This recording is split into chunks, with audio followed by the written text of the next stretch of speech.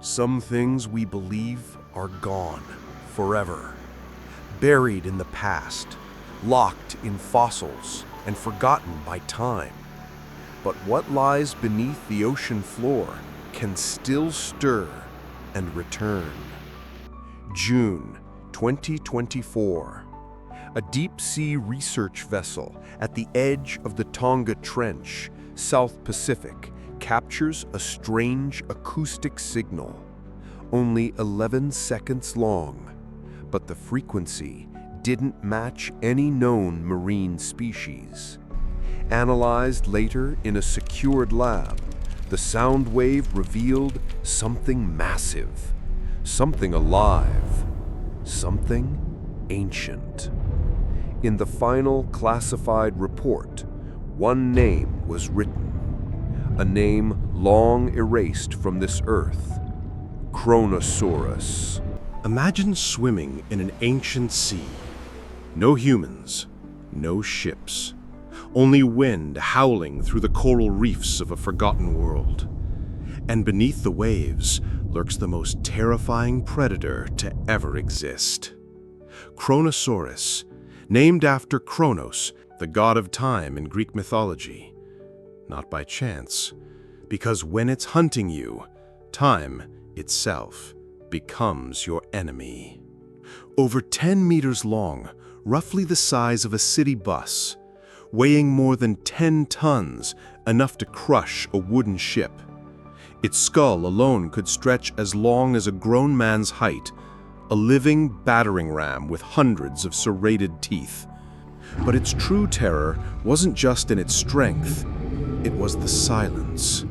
Total, terrifying silence before the kill.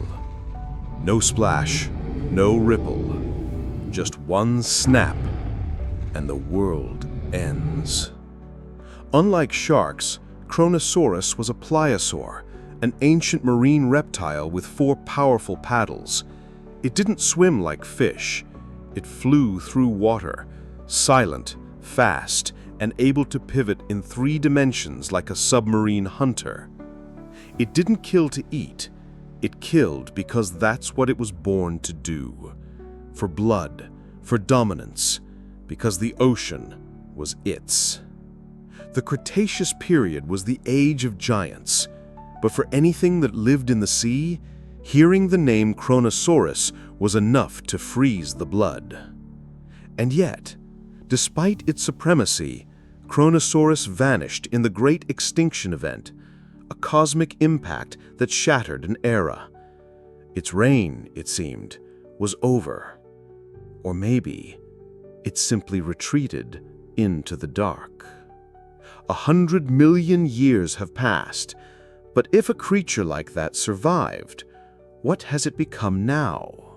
June 16th, 2024.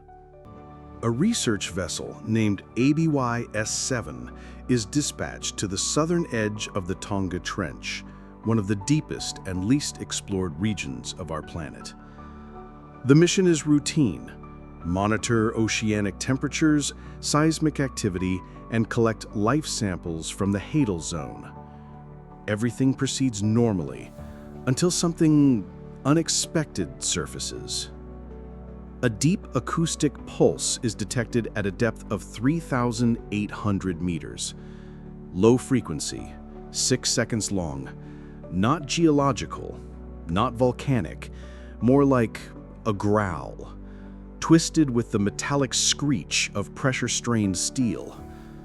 Initially, experts thought it was tectonic stress, until a moving heat signature was tracked, over 10 meters in length, gliding along the seafloor. It wasn't static. It moved at over 30 kilometers per hour, faster than any known Hadal-dwelling creature. Sonar locked on. For 40 seconds, the object approached the ABY-S7, then vanished without a trace. Among the last fragments recorded by the vessel, a single frame, a massive shadow moving just beneath the hull. Broad body, 4 flipper-like limbs, a head tapering into a point, a form eerily similar to an extinct marine reptile, a pliosaur. The audio was run through spectral analysis and compared to simulated sounds from prehistoric models. Then came the chilling result. If it's not a Kronosaurus, one scientist said, then it's something very, very close. And I'm not sure which is worse. 17 hours after the strange signal was recorded, the research vessel Abyss 7 suddenly lost contact. Satellite links gone. Radio silent. They're gone. No The signal just transmissions, vanished. no distress calls, just silence. At first, they blamed a system malfunction, but after 72 hours of complete radio blackout, a rapid response team was sent to the ship's last known coordinates. They found Abyss 7, drifting aimlessly, 8 nautical miles from where it had disappeared. It hadn't sunk, but inside, it was empty. No crew, no working black box, and outside, something far more disturbing. The hull had been caved in, metal twisted and torn across nearly 3 meters of reinforced plating. Not an explosion, not corrosion, but force, deliberate, crushing force. One fragment of internal footage was recovered, just a few seconds long, but enough to terrify everyone who saw it. It's outside. It sees me. That was the final sentence in the ship's voice log. Shaky, desperate, barely a whisper. Sir, something's down there. One man survived. The ship's lead systems engineer. He was found adrift in an escape pod, barely alive, repeating the same words over Let it and come back. over. It knows. It knows. He hasn't spoken since. Not everything in the ocean can be measured in data and sonar scans. Long before satellites, long before science, the people of Polynesia already feared what lived beneath the waves. They called it Tangaroa Kaituhi, the sea god who writes in blood. The old stories say that once every 100 years, when the sea turns unnaturally still, Tangaroa rises from the abyss to record a name about to vanish from the world above. On Mangareva Island, there stands a stone pillar. Carved into its base is a warning: do not awaken the sea. And beneath that, an image, a reptilian beast with 4 paddled limbs, a pointed snout, and large, lidless eyes, a near-perfect match to Kronosaurus. Many dismissed these tales as folklore, until descriptions passed down for generations matched almost exactly the shape of a creature long extinct. So how did the ancients imagine what they could never have seen? We saw a shadow, larger than our vessel, rise from the Black Sea under moonlight. The lights died, the compass spun violently, and when the power returned, our third mate was gone. That's the same. Strangely, several modern-day disappearances have occurred in the same waters once marked by these ancient curses. Is it coincidence, or is something still following the old paths? When science fails to explain, legends may be all we have left. And perhaps the real fear is not that the stories were wrong, but that they were always right. If Kronosaurus went extinct over 100 million years ago, then what exactly is swimming beneath the Tonga Trench? That's the question that's haunted marine biologists, oceanographers, and paleontologists since the discovery of the ABYS-7 incident. Those who believe say the answer is simple. We've only explored 5% of Earth's oceans. Down there, in the pressure-crushed blackness of the Hadal Zone, entire species could be hiding, undiscovered, undisturbed. The Tonga Trench is one of the deepest places on Earth.